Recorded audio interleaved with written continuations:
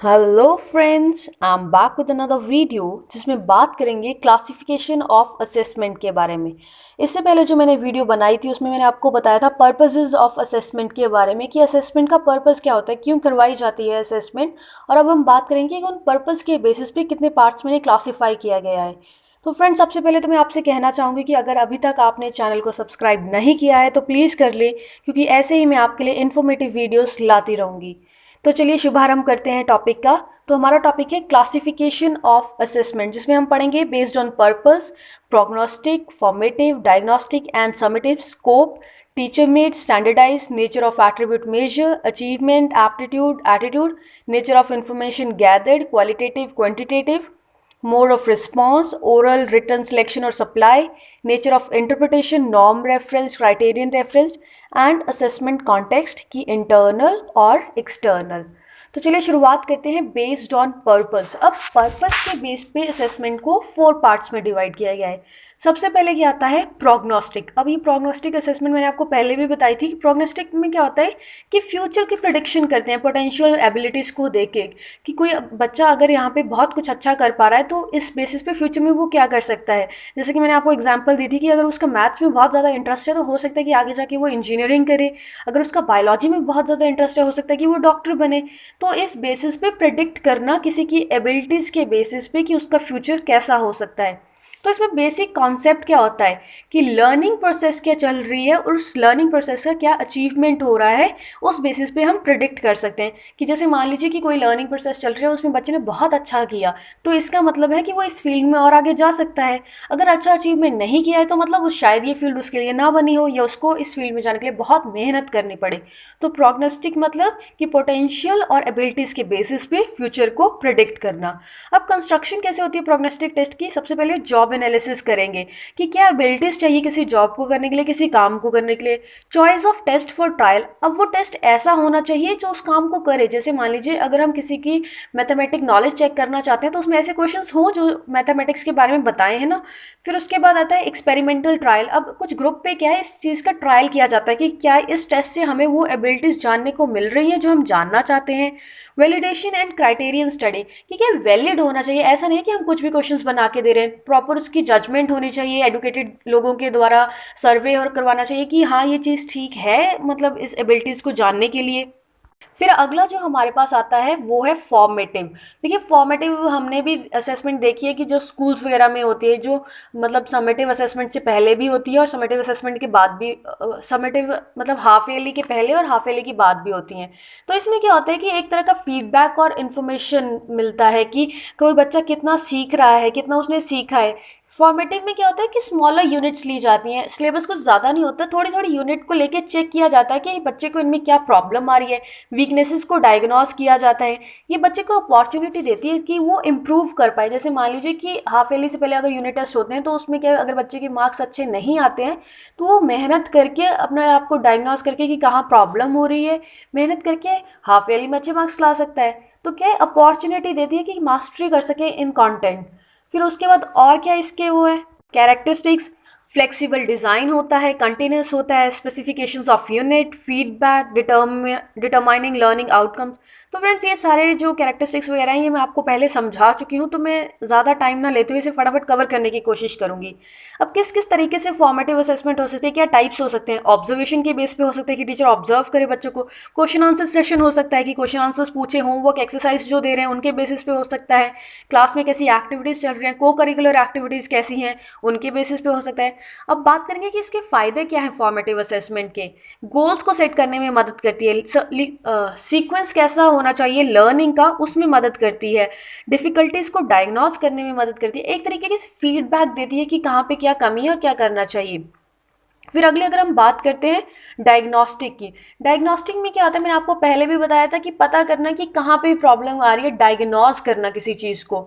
Student की current knowledge को हम देखते हैं, फिर उसके बाद हम डायग्नोस करते हैं कि उसमें क्या प्रॉब्लम है, वीकनेसेस स्ट्रेंथ्स का पता लगाते हैं। तो जो चीज़ें फॉर्मेटिव असेसमेंट से बची रह जाती हैं उनको हम क्या करते हैं, डायग्नोस्टिक टेस्ट करते हैं। जैसे कि आपने देखा होगा कि फॉर्मेटिव असेसमेंट में अगर किसी बच्चे के गंदे मार्क्स आते हैं तो टीचर क्या करते हैं कि उनको दोबारा कहते हैं कि हाँ तुम्हारा दोबारा से टेस्ट होगा अलग से। तो वो क्या एक तरीके से डायग्नोस्टिक टेस्ट है कि जानना कि क्या कमी रह गई है जिसके कारण बच्चे में उतनी इम्प्रूवमेंट नहीं हो पा रही है।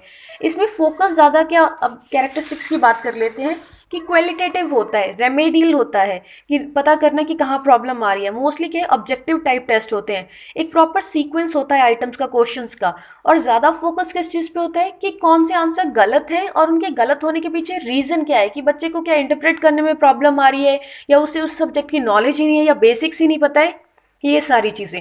अब बात करें मेथड ऑफ डायग्नोसिस की। मेथड ऑफ डायग्नोसिस क्या है, नॉन टेस्टिंग मेथड जिसमें क्या आएगा कि ऑब्जर्वेशन से, क्वेश्चनर से, इंटरव्यू से। टेस्टिंग मेथड जिसमें बहुत तरह के टेस्ट होंगे, प्रोसीजर्स होगा उनका प्रॉपर टेस्ट का, पेन पेपर टेस्ट हो सकता है, intelligent test, personality test, aptitude test. अब क्वेश्चन आता है कि यूज़ ऑफ डायग्नोस्टिक असेसमेंट क्या है, वही सारे यूज़ आ जाएंगे, स्ट्रेंथ्स और वीकनेस को पता करने के लिए, प्रॉब्लम कहाँ आ रही है ये जानने के लिए, एक प्रॉपर करिकुलम डिज़ाइन करने के लिए, कितनी प्रोग्रेस हुई है किसी बच्चे में ये जानने के लिए। अब हम बात करते हैं समेटिव असेसमेंट की।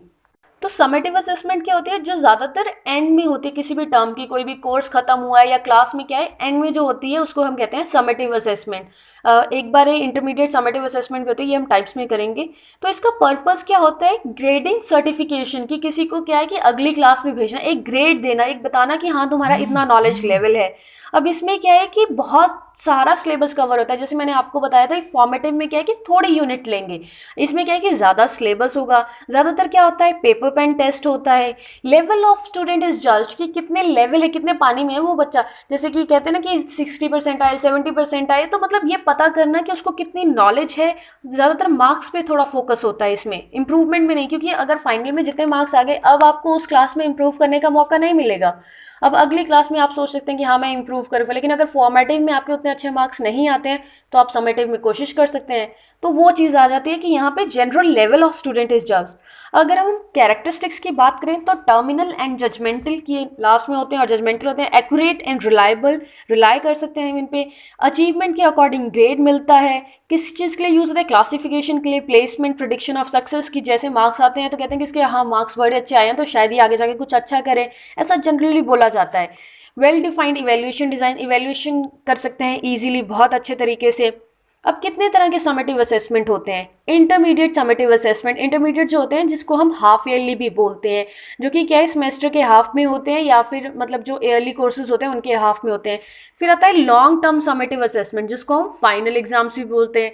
अब इनमें आइटम्स कौन कौन सी हो सकते हैं, ब्लैंक्स हो सकते हैं, ट्रू फॉल्स हो सकते हैं, मैच हो सकते हैं, क्वेश्चन आंसर्स हो सकते हैं, शॉर्ट क्वेश्चन आंसर्स हो सकते हैं, वेरी शॉर्ट हो सकते हैं, ऐसे टाइप हो सकते हैं। अब बात करेंगे कि यूज़ क्या है समेटिव असेसमेंट के। ग्रेड्स असाइन करना, अब वो क्या है, नंबर्स के फॉर्म में भी हो सकता है, लेटर्स के फॉर्म में भी हो सकता है। सर्टिफिकेशन, बेसिस ऑफ सर्टिफिकेशन की सर्टिफिकेट मिलता है इस बेसिस पे, जैसे कि अगर फाइनल में पास होते हैं तो एक सर्टिफिकेट मिलता है कि हाँ अगली क्लास में जा सकते हो। सक्सेस को प्रिडिक्ट करना, किसी भी की नॉलेज ऑफ प्रोग्रेस की फीडबैक मिले। कंपैरिजन करना, बच्चों में कंपैरिजन किया जाता है कि इतनी क्लास के इतने मार्क्स आए या कुछ, तो ये सारा क्या है समेटिव असेसमेंट के यूजेस हैं। अब बात करेंगे कि on the basis of scope assessment को कैसे क्लासिफाई किया गया है। तो इसमें दो आते हैं on the basis of scope, एक तो टीचर मेड और एक होता है स्टैंडर्डाइज्ड। अब देखिए जैसे वर्ड ही बता रहा है टीचर मेड, मतलब जहाँ पे टेस्ट कौन है, टीचर बना रहा है। तो जब टीचर बना रहे हैं तो कोई ज़्यादा फॉर्मेलिटीज़ नहीं होंगी, कोई ज़्यादा स्टैंडर्डाइज्ड कंडीशन में नहीं होएगा। क्या है, टीचर का सिर्फ इतना मोटिव होता है कि चेक करे कि जो वो सिखाना चाहते हैं क्या बच्चे ने अचीव किया है, बच्चे की अचीवमेंट कितनी है, इतना ही मोटिव होता है उस वक्त टीचर का। तो कितने तरह के टीचर मेड टेस्ट होते हैं, वाइवा बेस्ड हो सकते हैं, ओरल टेस्ट जिसमें क्या आएगी हमारी ओरल कम्युनिकेशन आएगी, इंटरव्यूज़ आएगी, ग्रुप डिस्कशंस आएंगे, पैनल डिस्कशन आएंगे, डिबेट्स आएंगे, डेक्लेमेशंस आएंगे, स्पीचेस वगैरह। तो फिर और क्या है, प्रैक्टिकल टेस्ट। प्रैक्टिकल टेस्ट में क्या है, कोई भी एक्सपेरिमेंटल वर्क एक्टिविटीज़ कराना, जैसे लैब में काम करते हैं, ये सारी चीज़ें। इसमें क्या है, कॉग्निटिव और अफेक्टिव डोमेन्स को चेक करते हैं। रिटन टेस्ट हो सकता है, पेन पेपर टेस्ट, जिसमें क्या है कि क्वेश्चंस क्या है रिटन फॉर्म में आएंगे और रिस्पॉन्स भी क्या देना होगा, रिटन फॉर्म में देना होगा। ये क्या हो सकते हैं, ऐसे टाइप हो सकते हैं, ऑब्जेक्टिव टाइप हो सकते हैं। तो अब अगर बात करें कि एक्टिविटीज़ इन टीचर मेड टेस्ट, क्या क्या एक्टिविटीज़ होती है टीचर मेड टेस्ट में, कि प्रायर टू इंस्ट्रक्शन क्या होता है कि टीचर को ये जानना होता है कि इंटरेस्ट, स्किल के, एबिलिटीज़ के बेसिस पे वो नॉलेज जाननी है बच्चे की। और उस क्या आउटकम्स चाहते हैं ये बताना, एक प्रॉपर तरीके से प्लान करना कि किस हिसाब से मैं टेस्ट करवाऊंगी या क्या क्या आइटम्स डालूंगी उसमें, आइटम्स मतलब क्वेश्चंस। फिर ड्यूरिंग इंस्ट्रक्शन क्या होता है कि बच्चों का देखना कि कहाँ पे उनको प्रॉब्लम आ रही है और वो कहाँ पे अच्छे से कर पा रहे हैं, उनको प्रेज करते रहना, मोटिवेट करते रहना और अच्छा करने के लिए, इंस्ट्रक्शन को एडजस्ट करना। जैसे कि मान लीजिए कि अगर टीचर को लगता है कि बच्चों को उतना टाइम नहीं मिल पा रहा है टेस्ट करने के लिए, टेस्ट लेंदी है, तो टीचर क्या कहते हैं कि चलिए 10 मिनट और ले लीजिए, फटाफट कर लीजिए। तो वही है कि एडजस्ट कर सकते हैं इंस्ट्रक्शन को। आफ्टर इंस्ट्रक्शन क्या होता है कि चेक करना कि स्ट्रेंथ्स क्या है, वीकनेसेस क्या है, जैसा रिजल्ट आया उस बेसिस पे। एक है असेसमेंट रिकॉर्ड करना, और क्या इफेक्टिवनेस ऑफ इंस्ट्रक्शन चेक करना, करिकुलम मटेरियल जो यूज़ कर रहे हैं वो अच्छा है या नहीं है, करिकुलम प्रॉपर्ली डिज़ाइन है या नहीं है, ये चेक करना। तो बेनिफिट्स क्या हैं इसके, बेटर अंडरस्टैंडिंग में helps in better understanding, diagnosis, variety of question use कर सकता है टीचर, पेरेंट्स को रिपोर्ट करता है इस बेसिस पे कि हाँ आपके बच्चे में यहाँ कमी आ रही है, तो जैसे मान लीजिए मैथ्स में वीक है तो आप इसे ये करवाइए, साइंस में वीक है तो ये करवाइए। तो ये सारे क्या है, टीचर मेड टेस्ट के मतलब टीचर मेड टेस्ट की, टीचर जहाँ पे टेस्ट बना रहा है टीचर अपने बेसिस पे बनाएगा कि हाँ बच्चों का लेवल कितना है, मैं उस हिसाब से टेस्ट बनाऊंगा। अब इसमें कोई फॉर्मेलिटीज़ नहीं होती, टीचर कैसा भी टेस्ट बना सकता है, हो सकता है टीचर ऑब्जेक्टिव टाइप टेस्ट दे दे, हो सकता है ओरल ही ले। तो ये सारी चीज़ें आएंगी हमारी टीचर मेड टेस्ट में। अब हम बात करेंगे स्टैंडर्डाइज टेस्ट की। जैसे वर्ड ही बता रहा है कि जो स्टैंडर्ड हो, जिसका फॉर्मल एंड स्टैंडर्डाइज, ये क्या होता है, सिस्टमैटिक और साइंटिफिक रिसर्च पे बेस होते हैं। नॉर्मली क्या होते हैं, ऑब्जेक्टिव टाइप होते हैं। अब देखिए जो हमारे एंट्रेंस एग्जाम्स वगैरह होते हैं ना, ये स्टैंडर्डाइज टेस्ट है, क्योंकि इसे क्या है कि एक बहुत ही एडुकेटेड लोग मिल के बैठ के बना रहे हैं ये, कि प्रॉपर इंस्ट्रक्शन सेट की जाती हैं इसमें। तो और क्या होगा, इसके कैरेक्टरिस्टिक्स क्या हैं, can be administered to number of student, एक ही बार में क्या है बहुत सारे स्टूडेंट ये एग्जाम देते हैं।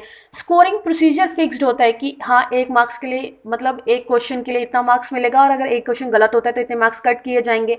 हर चीज़ क्या होती है, फिक्स्ड होती है। इंस्ट्रक्शन, शेप ऑफ आइटम्स की कितने क्वेश्चन होंगे, जैसे मैंने पिछले में आपको बताया था टीचर मेड में कि टीचर अपने हिसाब से क्वेश्चंस क्या है चेंज कर सकता है, बट इसमें ऐसा कुछ नहीं होता, हर चीज़ फिक्स्ड रहेगी, इंस्ट्रक्शन फिक्स रहेगी, ड्यूरेशन फिक्स रहेगी, पैटर्न फिक्स्ड रहेगा।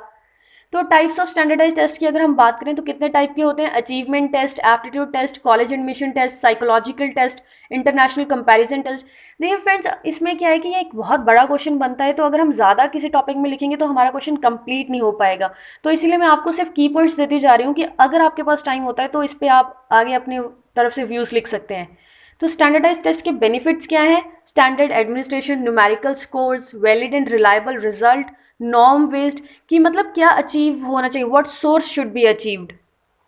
अब अगर हम बात करते हैं on the basis of attribute measured, तो इस हिसाब से क्लासिफिकेशन कैसे है, अचीवमेंट, एप्टीट्यूड, एटीट्यूड। अब देखिए अचीवमेंट क्या है, कि किसी भी स्किल को या नॉलेज को चेक करना कि क्या वो बच्चे में आ चुकी है, या फिर अगर वो कर लेता है तो मतलब हाँ उसने अचीव कर लिया उस चीज़ को। असेसिंग लर्निंग आउटकम्स, की लर्निंग आउटकम्स को असेस करना, कि वही जो मैंने आपसे बात करी कि क्या जो हम सिखाना चाहते थे बच्चा सीख गया है, और अगर सीख गया है तो अगला लेवल ऑफ इंस्ट्रक्शन क्या होना चाहिए। तो जैसे कि मान लीजिए अगर तो अचीवमेंट स्कोर अच्छा होता है तो क्या है, इसका मतलब कि बच्चे ने वो चीज़ सीख लिया और आगे हम उसे सिखा सकते हैं। जैसे मान लीजिए कि टीचर एक चैप्टर का टेस्ट लेता है और अगर अचीवमेंट मतलब अच्छी अचीवमेंट होती है बच्चे की उसमें, तो टीचर क्या अगला चैप्टर शुरू करेगा। लेकिन अगर लो अचीवमेंट होती है तो इसका मतलब क्या है कि रिपीट करनी पड़ेगी वो चीज़। पर्पस ऑफ अचीवमेंट टेस्ट क्या है, इंप्रूवमेंट लाना इंस्ट्रक्शनल स्ट्रैटेजीज में, classify goals, diagnose backward children, to plan remedial measures, provide feedback, re, ये सारे वो पॉइंट्स हैं जिनके बारे में हम पढ़ चुके हैं, तो बार बार एक्सप्लेन करने का कोई फ़ायदा नहीं है, टाइम वेस्ट ही होगा। इसलिए हम अगली क्लासिफिकेशन की बात करते हैं जो कि है एप्टीट्यूड। अब एप्टीट्यूड क्या है, पर्सन्स एबिलिटी एक्वायर्ड और इनेट टू लर्न और develop knowledge of skill in specific area, कि बंदे में कितनी एबिलिटी है कि वो किसी स्पेसिफिक एरिया में क्या है नॉलेज गेन सके, एक तरह से कितना टैलेंट है किसी चीज़ को समझने का। इसीलिए क्या होता है एप्टीट्यूड टेस्ट होते हैं जिसके बेसिस पे हमें वो बताते हैं कि हाँ आपको ये करियर चूज करना चाहिए। तो किसी की एबिलिटीज़ को जाना, स्पेशल एबिलिटीज़ को जाना। अब ये क्या है, वर्बल फॉर्म में भी हो सकता है, न्यूमेरिकल स्किल्स वगैरह की फॉर्म में भी हो सकता है, और रिटन पेपर भी हो सकता है, ओरल भी हो सकता है। मतलब कि इससे पता चलता है कि इंसान कैसा टास्क कर सकता है। जैसे एप्टीट्यूड टेस्ट के बेसिस पे वो क्या है आपको करियर्स के बारे में बताते हैं कि आप इस फील्ड में जाइए, आपके लिए ये बेहतर है। तो किसी की एबिलिटीज़ को जानना कि वो कैसा टास्क कर सकता है, क्या उसमें एबिलिटीज़ हैं, स्पेशल एबिलिटीज़, क्या उसमें टैलेंट है। अब टाइप्स ऑफ एप्टीट्यूड टेस्ट क्या होते हैं, डिफरेंशियल एप्टीट्यूड टेस्ट के मतलब अलग अलग प्रॉब्लम्स के लिए अलग अलग तरह के test, specific aptitude test, professional test आते हैं जिसमें कोई भी प्रोफेशनल जॉब वगैरह के लिए जो हम टेस्ट देते हैं, artistic aptitude test, graphic test, ये आर्ट की फील्ड से रिलेटेड होते हैं। तो हम कह सकते हैं कि aptitude is a component of a competency to do a certain kind of work at a certain level which can also be considered as a talent, physical और मेंटल। कि मतलब क्या है कि एटीट्यूड क्या है कि एक तरह की स्पेशल एबिलिटी है जो किसी बंदे में है किसी काम को करने के लिए। इसको हम क्या बोल सकते हैं कि टैलेंट भी हो सकते हैं। अब ये कोई सा भी टैलेंट हो सकता है, फिजिकल भी हो सकता है, मेंटल भी हो सकता है कि उसे कोई फिजिकल काम में बहुत अच्छा हो, जैसे मान लीजिए कोई गेम्स में बहुत अच्छा हो, या फिर मेंटल, या फिर हो सकता है कि जैसे पढ़ाई में बहुत अच्छा हो और भी मेंटल एक्टिविटीज़ जो हैं उनमें बहुत अच्छा हो। तो फिर अगली बात आती है एटीट्यूड की। एटीट्यूड क्या है कि बंदे का किसी भी चीज़ को देखने का नज़रिया। एटीट्यूड कैसा है, जब हम बोलते हैं कि basis of which an individual behaves, जैसी जिसकी मतलब कहते हैं ना एटीट्यूड है, उसी हिसाब से बिहेव करता है वो। तो वही चीज़ है कि किसी चीज़ों को कैसे देखता है, उसके देखने का नज़रिया, और उस हिसाब से ही वो बंदा क्या है बिहेव करता है। अब किसी का क्या होता है, पॉजिटिव एटीट्यूड होता है, किसी का नेगेटिव एटीट्यूड होता है।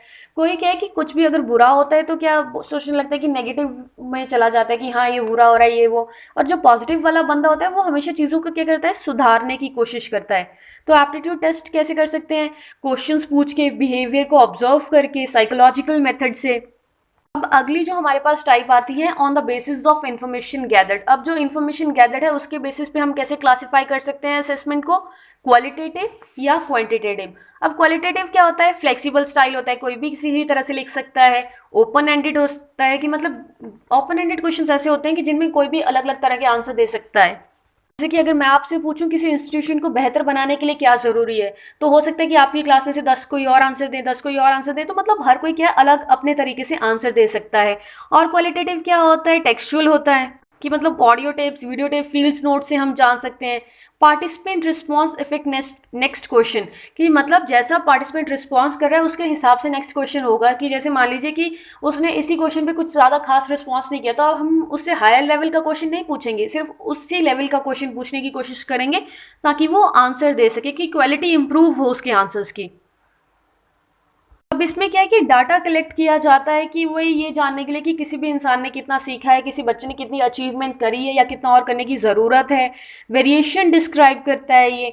अगर अब हम क्वांटिटेटिव की बात करें तो क्या है, रिजिड स्टाइल है इसका, क्लोज्ड एंडेड क्वेश्चंस है कि मतलब ऑब्जेक्टिव टाइप नॉर्मली होता है कि numerical obtained by assigning numerical values to response. कि जनरली क्या है कि नंबर्स दिए जाते हैं कि numerical value do not influence next question. की इस बात से कोई फर्क नहीं पड़ेगा क्वांटिटेटिव उसमें बेसिस पे कि अगर आपने पिछला क्वेश्चन कैसा दिया है वो वैसे ही क्वेश्चन बाकी होंगे, उसी बेसिस पे मार्क्स दिए जाएंगे।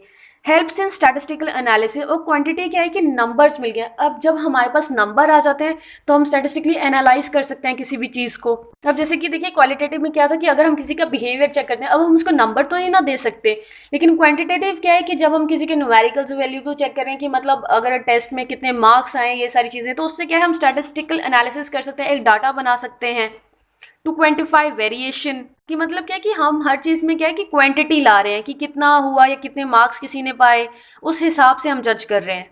अब अगली फिफ्थ क्लासिफिकेशन जो आती है वो आती है on the basis of mode of response, कि कैसा रिस्पॉन्स किया गया है। अब इसमें हमारे पास 4 टाइप्स हैं, oral, written, selection response, supply response. अगर हम ओरल की बात करें तो ओरल क्या होता है, प्राइमरी लेवल पे होता है।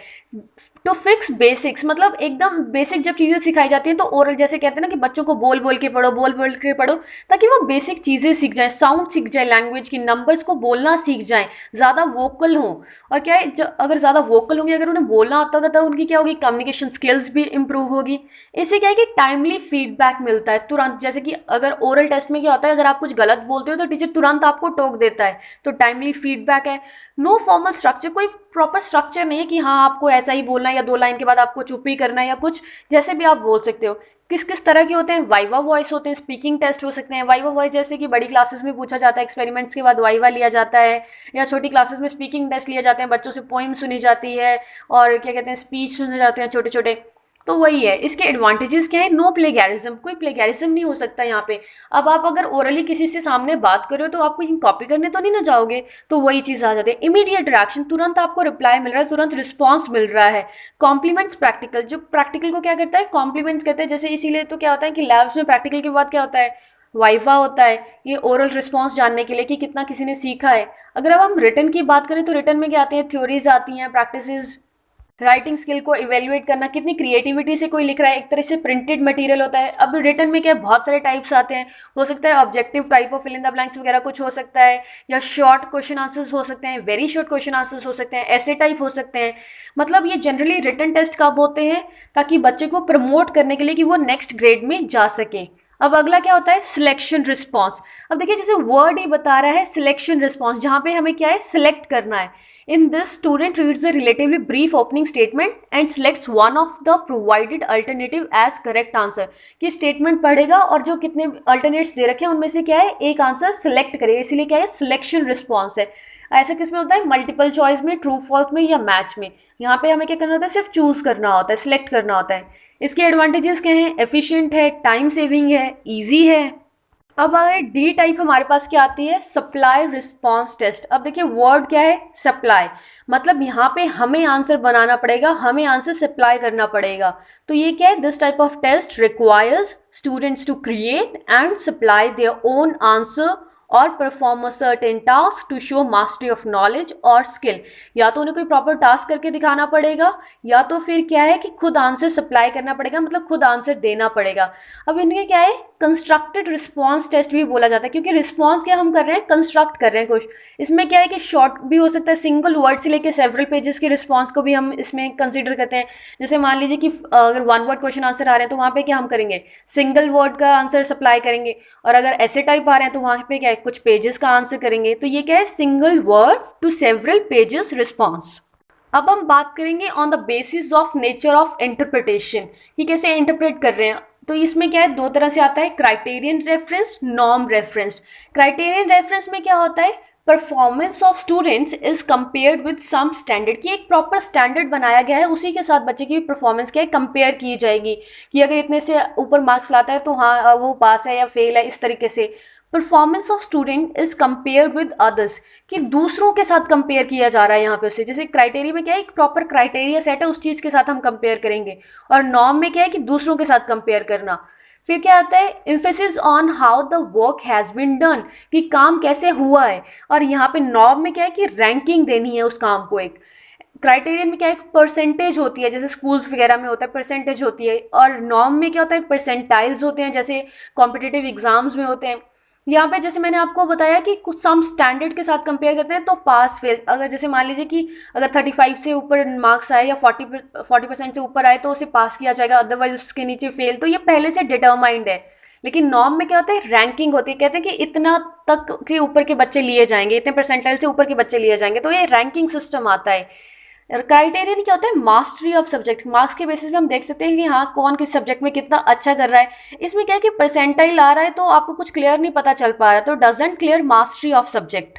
अब जो नेक्स्ट हमारी सेवंथ टाइप है जिसके बेसिस पे क्लासिफाई किया गया है, वो है on the basis of assessment context. अब ये क्या है, इंटरनल हो सकता है, एक्सटर्नल हो सकता है। हम सबको पता है इंटरनल असेसमेंट क्या होती है, जब कोई हमारी ही टीम से बंदा क्या असेस कर रहा है, जैसे हमारे ही टीचर्स, हमारे स्कूल के टीचर्स अगर कर रहे हैं, तो उन्हें क्या होता है कि पूरा पता होता है किसी भी प्रोजेक्ट के प्रति, किसी भी काम में क्या है कि क्या बेसिस क्या है इसका, क्या पूरी नॉलेज होती है उन्हें हर चीज़ की। ये क्या है, इंप्रूवमेंट के लिए यूज़ होते हैं। और क्या है, कंटिन्यूस है, कि इंटरनल असेसमेंट क्या है, कंटिन्यूसली चलती रहती है, क्योंकि हमारे टीचर्स कर रहे हैं तो वो हमारी तरफ हमें ऑब्जर्व करते ही रहते हैं। अब एक्सटर्नल असेसमेंट क्या आती है, जब कोई ऐसा बंदा हमें असेस करता है जो डायरेक्टली हमसे जुड़ा हुआ नहीं होता है। जैसे क्या कहते हैं कि 12th और 10th में क्या होते हैं, बाहर से टीचर्स आते हैं, वो असेस करते हैं, तो वो क्या है, एक्सटर्नल असेसमेंट है। इन्हें क्या होता है, आइडिया तो होता है प्रोजेक्ट का, लेकिन ये उतना ज़्यादा इन्वॉल्व नहीं रहते जैसे इंटरनल टीचर रहते हैं। तो ये क्या है, यूज्ड फॉर सर्टिफाइंग, तब भी बाहर से टीचर्स को बुलाया जाता है ना, जब कुछ आगे मार्क्स भेजने होते हैं, सर्टिफाई करना होता है। ये कंटिन्यूस नहीं है, क्योंकि वो टीचर्स कभी कभी आते हैं। तो फ्रेंड्स यहाँ पर हमारा क्लासिफिकेशन ऑफ असेसमेंट ख़त्म होती है। ये क्वेश्चन डायरेक्ट 16 मार्क्स में भी आ सकता है, और हो सकता है कि 4 मार्क्स में कोई क्वेश्चन बने इनमें से। तो अगर 16 मार्क्स में आता है तो आपकी कोशिश यही रहनी चाहिए कि आप सभी टाइप्स को टच ज़रूर करें। बिकॉज अगर आप एक दो क्लासिफिकेशन को बहुत अच्छा लिख देते हैं और बाकी को लिखने का आपके पास टाइम ही नहीं बचा, तो कोई फ़ायदा नहीं होने वाला। तो इसीलिए वाइजली टाइम को यूटिलाइज़ करें। और अगर आपको इस वीडियो से थोड़ी सी भी हेल्प मिली हो तो मुझे प्लीज़ फीडबैक ज़रूर दें। तो चलिए, thank you, take care and stay connected for more videos.